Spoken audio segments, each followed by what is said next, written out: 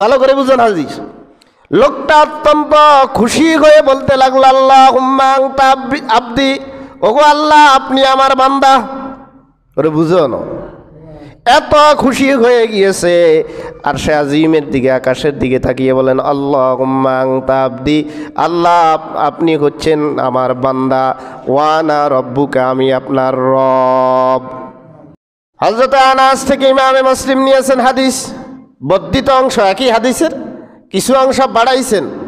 হাদিস নাম্বার হচ্ছে মুসলিমের 2748 নম্বর হাদিস। হযরত আনাস বলেন, ওয়াকাদ আদাল্লাহু ফি আরদি ফুলাতিন, ওই লোকটা এমন মরুদ্যানে মেডেল পজিশনে তার উট এবং খাদ্য পানীয় সব হারিয়ে এত নিঃস্ব হয়ে গিয়েছেন, তার আর বাঁচার কোনো তার কাছে ক্ষীণ আশাটুকু ছিল না। সেই নিশ্চিত হয়ে গিয়েছে কিছুক্ষণ পরে হয়তো খানা এবং পানীয়র অভাবে মরুভূমিতে মারা যাবে, তার কবর পর্যন্ত কেউ দিতে পারবে না, ছেলে সন্তান পর্যন্ত তার লাশটা পাবে না।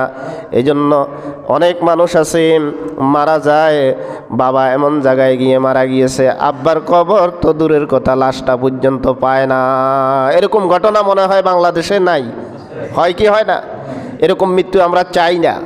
আল্লাহ আমাদেরকে এরকম মৃত্যু থেকে মাহফুজ রাখেন, আমিন বলেন জোরে। লোকটা কান্নাকাটি করতেছে, হায়রে আমার তো মরণ ছাড়া কোনো গতি নাই। হযরত আনাস বলেন, এই মুহূর্তে হঠাৎ করে ফাইদা রাহিলাতাহু, তার উট পানি এবং খাদ্য সহকারে ঘুম থেকে উঠে দেখে তার সামনে হাজির হয়ে গিয়েছে। উটটা সামনে হাজির হয়ে গেছে। আশা ছিল যে কতক্ষণ পরে সে কি হবে, তার অবস্থা হবে মৃত, সেই মারা যাবে, কেউ তার লাশও পাবে না। ফাখাযা বিখতামিহা, উটের লাগাম সে আবার ধরে উটকে বাঁধলো। সুম্মা কল, এরপরে সেই বলতে লাগলো, মিন শিদ্দাতিল ফারগি, অত্যন্ত খুশি হয়ে আল্লাহর প্রতি কৃতজ্ঞ হয়ে সেই বলতে লাগলো, আল্লাহুম্মা আনতা রব্বি আনতা আবদি ওয়া আনা রব্বুকা, আল্লাহুম্মা আনতা আবদি। ভালো করে বুঝুন হাজির। লোকটা অত্যন্ত খুশি হয়ে বলতে লাগলো, আল্লাহুম্মা আনতা আবদি, ওগো আল্লাহ আপনি আমার বান্দা। ওরে বুঝো না, এত খুশি হয়ে গিয়েছে। আর সে আজিমের দিকে, আকাশের দিকে তাকিয়ে বলেন, আল্লাহুম্মা আনতা আবদি, আল্লাহ আপনি হচ্ছেন আমার বান্দা, ওয়ানা রব্বুকা, আমি আপনার রব। ইমান কি আছে না গেছে?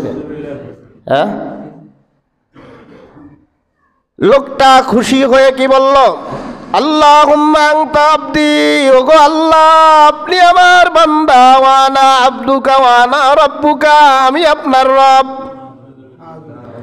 বাহ্যিক দৃষ্টিকোণ থেকে বোঝা যায় লোকটার ইমান পর্যন্ত চলে গিয়েছে। রাসূলুল্লাহ কি বলেন দেখেন, আখতা মিন শিদ্দাতিল ফারগি, ও দুনিয়ার মানুষ, ও দুনিয়ার মুফতি সাহেবরা, তোমরা ফতুয়া দিবা এই লোকটা বেঈমান হয়ে গিয়েছে। না না, আমি নবী বলতেছি সেই বেঈমান হয় নাই, যেহেতু সেই খুশির চোটে এমনভাবে বলেছে, তার লফজ এক জায়গার লফজ আরেক জায়গায় চলে গিয়েছে, কি বলবে ঠিক করতে পারতেছে না, এত খুশি। কারণ তার মৃত্যু সংখ্যা জেগে বসেছিল, সেই মনে করেছিল যেই কোনো মুহূর্তে মারা যেতে পারে। এজন্য খুশির ঠেলায়, সেই খুশির চোটে বলেছিল, আল্লাহুম্মা আনতা আবদি, ওগো আল্লাহ আপনি আমার বান্দা, ওয়ানা রব্বুকা, আমি আপনার রব।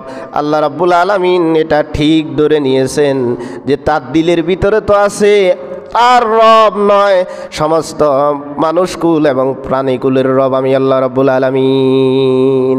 সে এটা করেছে কিসের কারণে? খুশির কারণে। ভুলে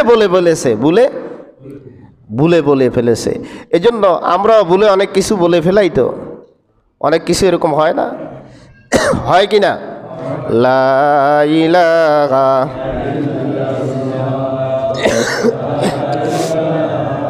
ইল্লাল্লাহ,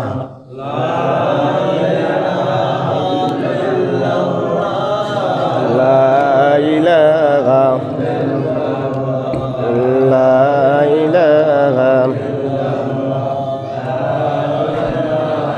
ইল্লাল্লাহ লা ইলাহা ইল্লাল্লাহ লা ইলাহা ইল্লাল্লাহ লা ইলাহা ইল্লাল্লাহু মুহাম্মাদুর রাসূলুল্লাহ। এবার আসেন আয়াত পড়েছি। আল্লাহ পাক বলেন, তোমরা যদি রাসূল আপনি বলে দেন, তোমরা যদি আল্লাহকে ভালোবাসতে চাও কার অনুসরণ করো? কুল ইন কুনতুম তুহিব্বুনাল্লাহ ফাত্তাবিউনি ইউহিব্বুকুমুল্লাহ। তোমরা যদি আল্লাহকে ভালোবাসতে চাও আমি নবীর অনুসরণ করো। ফাত্তাবিউনি ইউহিব্বুকুমুল্লাহ।